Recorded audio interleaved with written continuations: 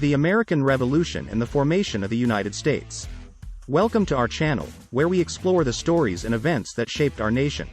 Today, we're going to take a deep dive into one of the most important moments in American history, the American Revolution and the formation of the United States. In the late 1700s, the 13 colonies that make up what is now the United States were all under British rule. But the colonists, who had been living in America for generations, were not happy with the way they were being treated by their British rulers. They had come to America seeking a better life, and they had built a new society in the wilderness. But they were still subject to the laws and taxes of a distant government that didn't understand their needs or concerns. One of the main complaints of the colonists was the lack of representation in the British government. They were being taxed without having any say in how those taxes were being used. They felt like they were being treated as second-class citizens, and they wanted to be able to govern themselves.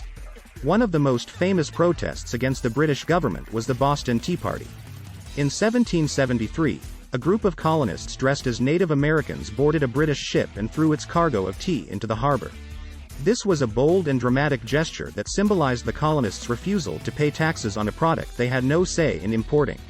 The British government responded by imposing even more taxes and restrictions on the colonies, hoping to punish them into submission. But the colonists were not going to back down. In 1775, they formed the Continental Army and declared war on the British. The first shots of the Revolutionary War were fired at Lexington and Concord, where a group of colonists stood up to a British army sent to seize their weapons and arrest their leaders. This was a turning point in the conflict, and it marked the beginning of a long and brutal war. The war would last for 8 long years, and it would be fought on many fronts. The colonists were outmatched and outgunned by the British, but they were determined to win their freedom. There were many heroes and many battles during the war, such as Saratoga, where the colonists won a decisive victory, and Yorktown, where they forced the British to surrender.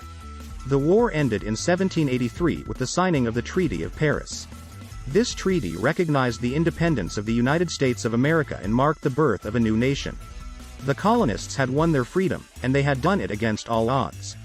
They had shown the world that a small group of people could stand up to a powerful empire and win.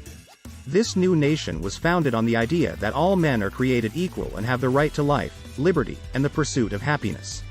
This principle was written down in the Declaration of Independence, which was signed by the Founding Fathers in 1776.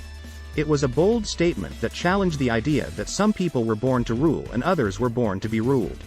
It was a call to arms for all the oppressed people of the world, and it still resonates today. After the war, the colonies had to figure out how to govern themselves as a new nation.